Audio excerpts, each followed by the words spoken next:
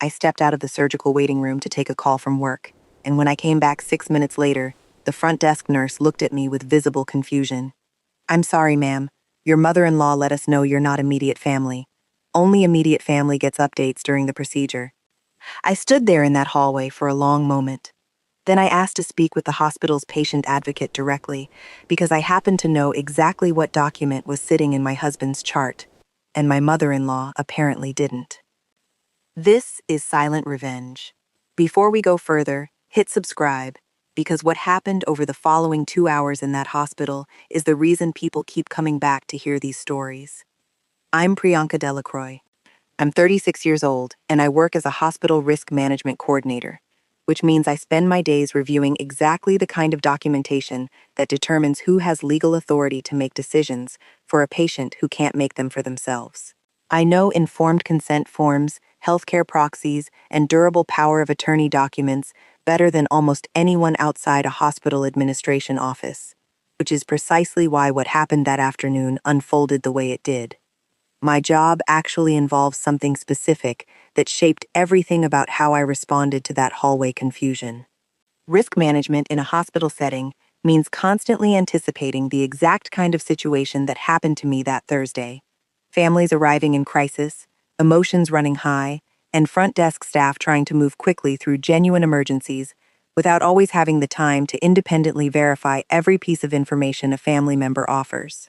My entire career exists because that gap between emergency room chaos and careful legal verification creates real, serious risk, not just for hospitals, but for the actual patients and families caught inside it. I've spent 9 years building policies specifically designed to close that gap, and I never once imagined I'd need those same policies applied to my own husband's chart. My husband Desmond underwent emergency surgery for a ruptured appendix on a Thursday afternoon, a fast-moving situation that gave us maybe 40 minutes between his diagnosis and being wheeled back for the procedure. In that window, exhausted and frightened, we'd both signed the standard consent paperwork, and buried in the middle of that paperwork, completed years earlier during a routine estate planning session with our own attorney, was a healthcare power of attorney designating me as Desmond's primary medical decision-maker in the event he couldn't advocate for himself. That document didn't come to exist out of any particular crisis or suspicion at the time. Desmond and I had sat down with an estate attorney named Foster Whitcomb 3 years into our marriage, doing the kind of ordinary, unglamorous planning most couples put off until something forces the issue, and Foster had walked us through the full suite of documents any married couple should have: wills, powers of attorney, healthcare directives, the works. Desmond had specifically requested that I be named his primary healthcare decision-maker over his own mother, a choice he made deliberately, and explained to Foster in the room that day. "My mom means well," he'd said, "but she panics under pressure, and Priyanka's the person I actually trust to make a clear-headed decision if I can't make one myself." I remember that conversation clearly, remember feeling a specific, quiet pride at being chosen that way, though I never once imagined the document would need to be invoked under circumstances quite like the ones that Thursday brought. Desmond's mother, Constance, had never fully accepted our marriage in the 5 years since it happened. She'd made her disapproval known in dozens of small ways over the years: comments about how quickly we'd married, questions about whether I truly understood the family's expectations, a persistent coolness she never quite let thaw, even as we built an actual life together. I let most of it slide, the way you let a mother-in-law's coolness slide when your husband loves her and you don't want to force him into choosing sides over things that mostly amounted to hurt feelings rather than real harm. A few specific moments from those 5 years matter to understanding exactly how deep that coolness actually ran beneath its polite surface. At our wedding, Constance had given a toast that mentioned, at length, all of Desmond's accomplishments and almost nothing about our relationship itself. A speech several guests later told me they'd found noticeably strange for a mother of the groom. At our first Thanksgiving as a married couple, she'd introduced me to a family friend as Desmond's wife, omitting my name entirely, twice in the same conversation, in a way that felt, even then, like more than simple forgetfulness. And 2 years into our marriage, when I mentioned wanting to start trying for children, she'd asked, with a specific, pointed concern in her voice, whether I understood what kind of family our children would be raised into, a question I never fully understood the intent behind, but that left me unsettled for days afterward. I never confronted her directly about any of these moments, individually or collectively, because each one, taken alone, felt too small to justify the conflict that raising it might cause. I understand now, looking back, that this was precisely the pattern that let 5 years of quiet coolness accumulate into something considerably larger than any single incident ever suggested on its own. That afternoon, Constance had arrived at the hospital roughly 20 minutes after me, and in the chaos of the emergency intake, she'd apparently told the front desk staff, without my knowledge, that she was Desmond's mother and closest living relative, and that updates during the surgery should go through her. I want to be fair and say I don't believe the desk staff acted with any malice. They were simply moving fast in an emergency room, taking whatever information the most assertive family member offered them, without independently verifying it against the actual legal documentation sitting in Desmond's chart. The specific chaos of that afternoon mattered to understanding how the mix-up happened at all. Desmond had called me at work in visible pain, and I'd driven to meet him at the emergency room, arriving to find him doubled over in a waiting room chair, sweating through his shirt, his appendix already dangerously close to rupturing. The intake process moved with the particular, disorienting speed of a genuine medical emergency, nurses asking rapid-fire questions, a surgeon appearing within minutes to explain the urgency, consent forms shoved in front of us on a clipboard while Desmond struggled to focus through the pain. I signed alongside him on the healthcare proxy form as a formality, barely registering it in the moment, the same document that would matter more than anything else in that building an hour later.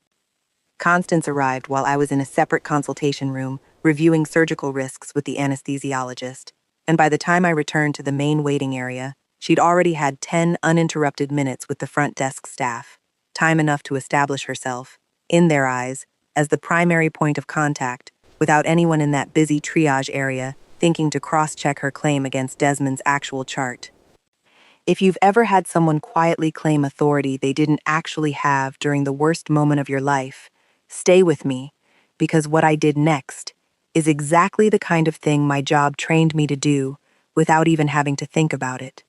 I asked the front desk nurse, calmly, to pull up Desmond's admission paperwork and check the healthcare proxy documentation on file.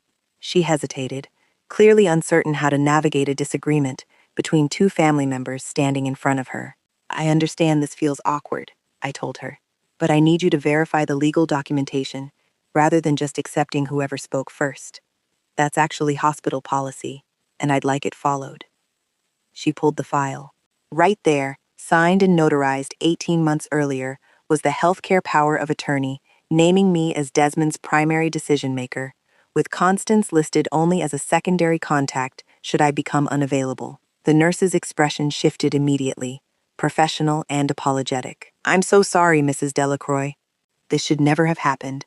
Let me get you updated right now, and I'll flag this in the system so it doesn't happen again. Constance, who'd overheard enough of the conversation from a nearby chair, stood up, her face flushing. I'm his mother, she said. I have known that boy his entire life. I don't understand why a piece of paper matters more than that. The rest of that exchange unfolded across several minutes, rather than a single moment, and each part of it mattered to how the afternoon eventually resolved. It's not about whether the paper matters more than you being his mother, I told her. It's about the fact that Desmond himself decided, years ago, deliberately, who he wanted speaking for him if something like this ever happened. That decision was his to make, and he made it. I understand it's painful to hear that he didn't choose you for that specific role. I don't think it means what you're afraid it means. What am I afraid it means? She said, her voice tight. That he loves me more than he loves you, I said. I don't believe that's true, Constance. And I don't think this decision was ever actually about love at all.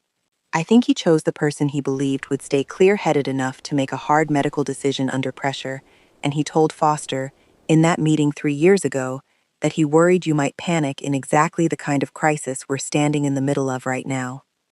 She didn't have an immediate response to that, and I watched something complicated cross her face.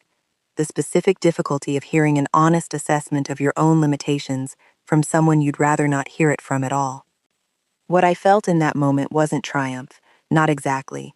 It was something closer to a tired, focused clarity, the same clarity I bring to any situation at work, where someone's genuine emotion collides with an actual legal document that has to govern the outcome, regardless of how anyone feels about it. Constance, I said, I understand you love him. I do too.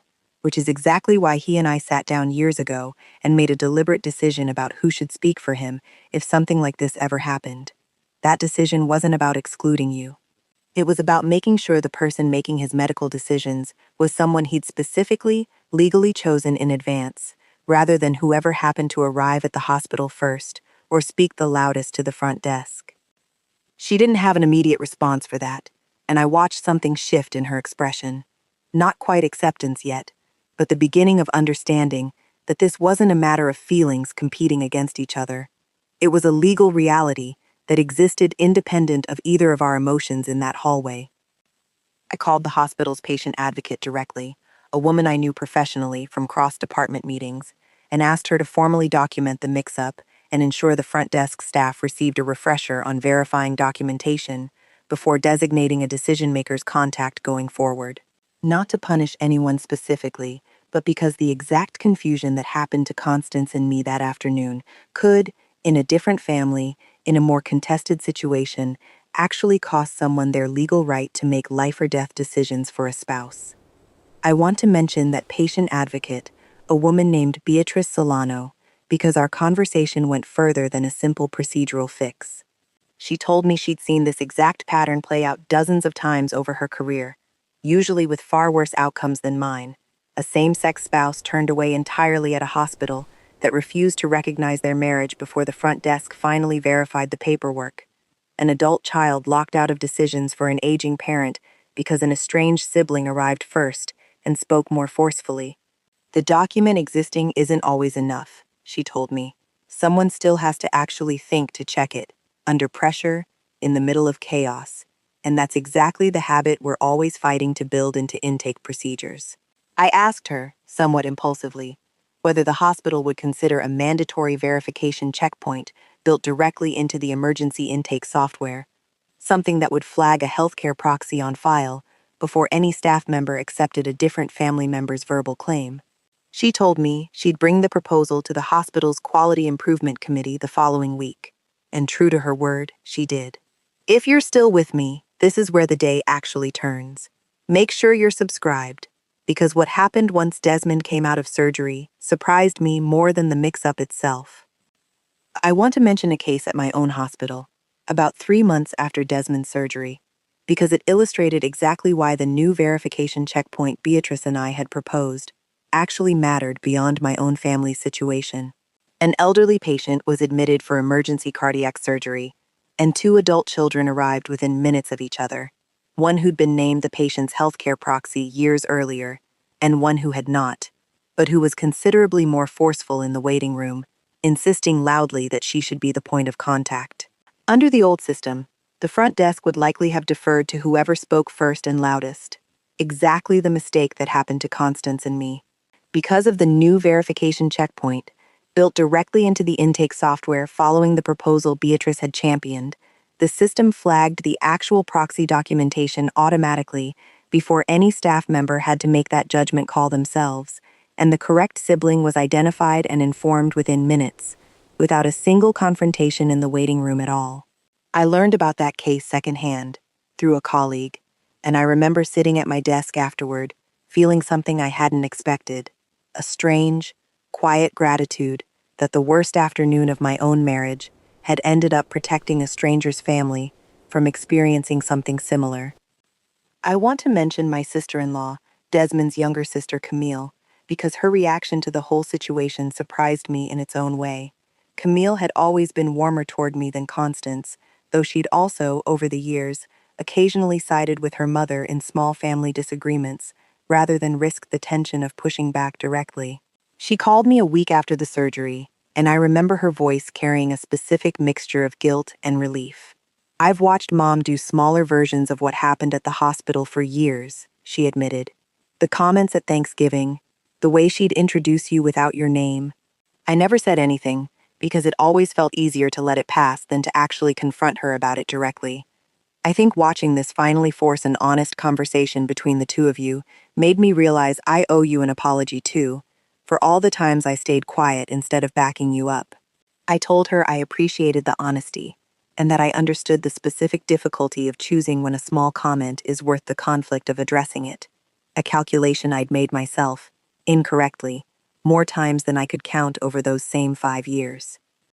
Desmond came through the procedure without complication, and once he was stable and lucid enough to talk, I told him honestly what had happened in the waiting room. He was quiet for a long moment, then asked to speak with his mother alone. I don't know everything that was said in that conversation, and I've made a point of not needing to know every detail, but Constance came to find me afterward in the hallway, her posture different than it had been hours earlier. Desmond later told me, in the general terms he was comfortable sharing, what had actually been said in that conversation. He'd told his mother, plainly, that the healthcare proxy decision hadn't been a slight against her, but a reflection of a pattern he'd watched throughout his own childhood. Constance's genuine tendency to become overwhelmed during medical crises, a pattern that had played out most vividly when Desmond's own father had a cardiac event years earlier, and Constance, paralyzed by fear in the emergency room, had been unable to answer even basic questions the doctors needed answered quickly. Desmond had been 16 at the time, and he told her, in that hospital room, that watching her freeze during his father's crisis had shaped his decision more than anything else.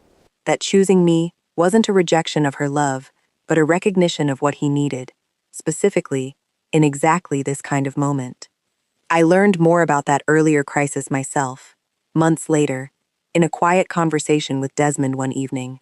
His father had survived that cardiac event, recovering fully over the following year, but Desmond described watching his mother, at the time, unable to answer a nurse's basic question about his father's known allergies, freezing entirely under the pressure of the moment, while a 16-year-old Desmond had to step in and answer questions himself, pulling information from memory that his own mother, standing right beside him, simply couldn't access under that kind of fear. I think some part of me has been protecting her from ever having to be in that position again, he told me, by making sure someone else would always be equipped to handle it instead.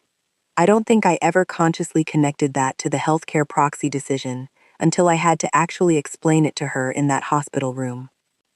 I've spent 5 years telling myself you were taking my son away from me, Constance said, once she found me in that hallway. Standing in that hallway today, hearing a stranger explain that Desmond himself chose you, specifically, deliberately, to speak for him if the worst happened. I think that's the first time I actually understood what being chosen like that means. I'm sorry for what I did today. I wasn't trying to hurt you. I think I was trying to prove something to myself. I told her I appreciated her saying so, and that I understood, better than most people probably could, how frightening it is to watch someone you love go through something you have no control over. I didn't offer her instant, complete forgiveness in that hallway, because 5 years of coolness doesn't dissolve in a single hospital conversation. But I told her I was genuinely willing to build something better from that day forward, if she was too. Things between Constance and me have shifted meaningfully in the months since. She calls now before showing up anywhere, asks real questions about my work instead of the polite, distant questions she used to ask out of obligation, and she stopped, entirely, making the small comments about our marriage that used to arrive so regularly I'd stopped fully registering them as intentional. Desmond told me, a few weeks after the surgery, that his mother had specifically asked him to help her update her own healthcare documents, wanting to understand the process properly for the first time in her life. That document update became its own small, meaningful gesture. Constance asked me, specifically, rather than Desmond, to sit with her while she completed her own healthcare proxy paperwork, naming her sister as primary decision-maker and Desmond as secondary, a choice she explained to me directly. I don't want to be the reason someone else has to stand in a hallway like the one you stood in, she told me. I want to actually think through who could handle a crisis clearly, the same way you and Desmond thought it through, instead of just assuming it should default to whoever loves me most on paper. I helped her navigate the specific language of the document, professional knowledge I'd built over 9 years finally being offered to the one family member who'd once resented me most for having it. I think about that hallway often, the exact confusion on the nurse's face, and the exact certainty in Constance's voice when she told them I wasn't family. What strikes me most, looking back, is that I never once needed to raise my voice to correct it. The truth had already been signed, notarized, and filed away 18 months earlier, waiting quietly in a folder for the one afternoon it would actually matter. I've thought a great deal, in the months since, about how differently that afternoon might have unfolded for a family without my specific professional knowledge. I think about the version of this story where the spouse doesn't know to ask for the patient advocate, doesn't know healthcare proxy documentation even exists as a concept, simply accepts the front desk's word that only immediate family gets updates, and spends the entire surgery sitting in a waiting room, believing she has no legal standing at all, when in fact, the standing was there the whole time, buried in paperwork nobody thought to check. I think about how many families experience exactly that version of the story, never realizing until much later, if ever, that the confusion could have been corrected in minutes if someone had simply known to ask the right question. That thought has shaped a genuine shift in how I approach my own work since Desmond's surgery. I've started, over the past year, giving a short presentation during new employee orientation specifically about healthcare proxy verification, using a version of my own story, without naming Constance directly, as a case study in exactly how these mix-ups happen and exactly how quickly they can be corrected once someone knows to ask the right question. I've watched new hires' faces shift during that presentation, the specific recognition of understanding a gap in the system they'd never once considered before. And I like to think that presentation has already prevented at least a handful of families from experiencing the same disorienting hallway confusion I did. I want to mention one more conversation, this one with Foster Whitcomb, the attorney who'd originally drafted our healthcare proxy documents 3 years before any of this happened. I called him a few weeks after the surgery, partly to thank him for the careful work that had protected us, and partly out of professional curiosity about how often this exact scenario played out in his own practice. He told me it happened more often than most people would guess, that he'd started, in recent years, specifically counseling clients to have a direct, sometimes uncomfortable conversation with extended family about proxy decisions before a crisis ever arrived, rather than letting the document alone carry the full weight of that conversation. The paper protects you legally, he told me, but a conversation beforehand protects the relationships too. You got lucky that Desmond had that conversation with his mother eventually, even if it took a hospital hallway to force it. Some families never have it at all, and the document alone ends up being the first time anyone learns how the decision was actually made. Desmond himself has changed in small, meaningful ways since that Thursday too. He told me, about 2 months after the surgery, that watching me handle the hallway confusion with the calm, methodical clarity my job had trained into me had shifted something in how he understood our marriage generally. I always knew you were good at your job, he said. I don't think I ever fully connected what that actually meant until I watched you use it to protect me, specifically, in the one moment I couldn't protect myself. He's become, in the months since, considerably more engaged in our own household's paperwork and planning, asking questions about our finances and our legal documents he'd previously left almost entirely to me, telling me once that he didn't want to be the reason our own children someday had to navigate a crisis without understanding exactly what protections were already in place for them. I want to mention, too, what happened with Desmond's father, the same man whose earlier cardiac event had shaped so much of the family's unspoken dynamics around medical crises. He'd heard the full story, secondhand through Constance, and he called me himself, about 6 weeks after Desmond's surgery, in a conversation that surprised me with its directness. I've watched my wife struggle with medical fear for over 2 decades now, he told me. I never once thought to address it directly, telling myself it was simply how she was built, and there was nothing to be done about it. Watching you and Desmond force an honest conversation about it, even under difficult circumstances, made me realize I owed her that same honesty a long time ago. He told me he and Constance had since had several conversations about her specific anxiety around medical emergencies, conversations that led her, eventually, to begin working with a therapist specifically to address it, a step I don't think would have happened without the hallway confrontation that started this entire chain of events.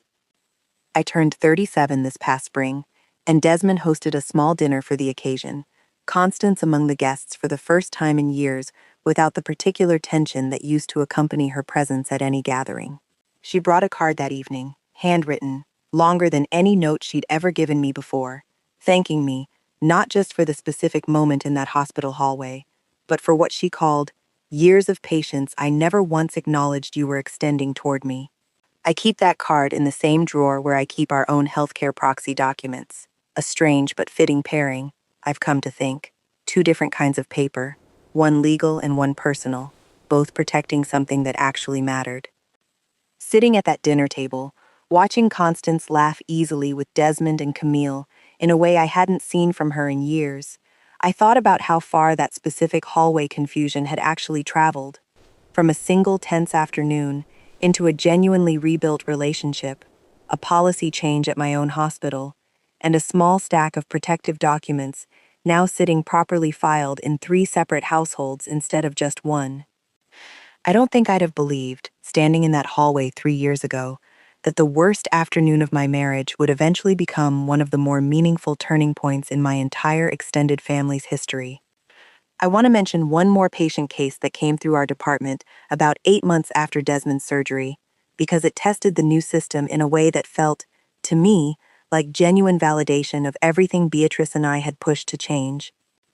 An elderly widower was admitted for emergency cardiac surgery, and his daughter, listed correctly as his healthcare proxy, arrived nearly an hour after his estranged brother, who'd shown up first, spoke with considerable authority, and might, under the old system, have simply been accepted as the primary contact by default. The automated flag caught the discrepancy the moment the patient's information was entered, alerting the front desk before the estranged brother ever had the chance to establish himself as the point of contact at all. The daughter told me afterward, once I'd been called in to help mediate a brief but tense family disagreement about the surgery itself, that she'd had no idea her father had even completed a healthcare proxy years earlier, and that learning the system had automatically protected her role gave her a strange, profound relief in the middle of an otherwise terrifying day. I thought about Constance in that moment, about the hallway confusion that had started this entire chain of institutional change, and felt a specific, quiet satisfaction I hadn't expected to feel from watching a stranger's family avoid the exact confusion mine had lived through. Desmond's own relationship with his mother's medical history has shifted since that Thursday, too. He's become, in the 2 years since, considerably more proactive about understanding his own father's ongoing cardiac care, attending appointments alongside his mother, rather than simply hearing secondhand updates the way he had for years beforehand. He told me, about a year after the surgery, that watching his own family nearly fracture over a hallway misunderstanding had made him realize how much of his family's medical history he'd absorbed passively, secondhand, rather than actually engaging with directly. I think I always assumed Mom had it handled, he said, the same way I assumed the paperwork would just work itself out if we ever needed it. I don't make either assumption anymore. He's since become the one who actually accompanies his father to specialist appointments, taking notes, asking questions, filling exactly the role Constance had once frozen under during his father's original cardiac event decades earlier. If you've ever had someone claim authority over your own life, or your own relationship that was never actually theirs to claim, I hope you remember this. The quiet paperwork you complete during calm, unremarkable moments is often the exact thing that protects you during the moments you never see coming. I've thought, too, about what actually made that afternoon resolve the way it did, rather than escalating into something considerably more painful for our entire family. I don't think it was simply the document itself, though the document mattered enormously. I think it was the fact that Desmond, 3 years earlier, had been willing to have an honest, slightly uncomfortable conversation with an attorney in a room, naming plainly why he trusted me with that specific decision over his own mother. That kind of clarity, decided calmly in advance rather than negotiated in a crisis, is what actually let the rest of that afternoon unfold the way it did. Not perfectly, not without real hurt on Constance's part, but correctable, eventually, into something considerably better than where it started. I don't know that I'd have described myself, before that Thursday, as someone whose marriage needed a legal document to feel secure. I've come to understand, in the months since, that the document was never actually about insecurity at all. It was about the specific, deliberate act of two people agreeing, in advance, exactly how they wanted to be cared for if the worst ever happened. A conversation most couples never have until a crisis forces it, and a conversation I'm now considerably more insistent that everyone in my own life actually have, deliberately, long before any hospital hallway makes it urgent. I want to mention how my own department at the hospital ultimately responded to the whole situation, because it added its own institutional coda to the personal story. My direct supervisor, the hospital's chief risk officer, asked me to present a formal case study to the full risk management team about a month after Desmond's surgery, using an anonymized version of what happened as a training example for the entire department. I remember feeling a specific hesitation walking into that presentation, aware that some of my colleagues would likely recognize the details as my own family situation, regardless of how carefully I'd anonymized the names. I decided, ultimately, to simply own it directly, telling my colleagues plainly that the case study was, in fact, my own family's experience, because I believed the presentation would land with more weight coming from someone who'd actually lived it, rather than someone presenting a hypothetical. That decision turned out to matter more than I expected.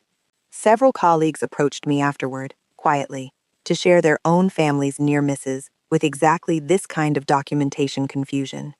A colleague whose own father had nearly had a medical decision made by an estranged sibling before someone finally checked the actual paperwork. Another whose spouse's healthcare proxy had been filled out incorrectly years earlier and never caught until a routine document review revealed the error. I understood, listening to those stories, that my own family's near miss wasn't some rare, unusual occurrence. It was simply the version of a common problem that happened to have a professional working inside the system who knew exactly what question to ask at exactly the right moment. I want to mention, too, a specific policy change that came out of that presentation, one I'm genuinely proud of contributing to. Our hospital's intake software now includes a mandatory, automated prompt that flags any healthcare proxy documentation on file the moment a patient's name is entered during emergency admission, requiring front desk staff to actively acknowledge the flag before designating any family member as the primary point of contact.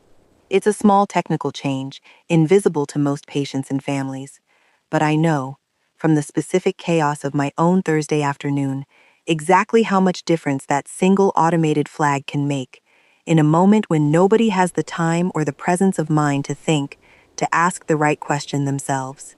One thing I'd want anyone listening to actually carry with them, beyond the specific mechanics of a healthcare proxy, the loudest voice in the room during a crisis is rarely the one with actual legal standing, and the systems we build, or fail to build, to distinguish between the two, determine whether families come out the other side of an emergency, closer together, or fractured by exactly the kind of confusion that nearly fractured mine.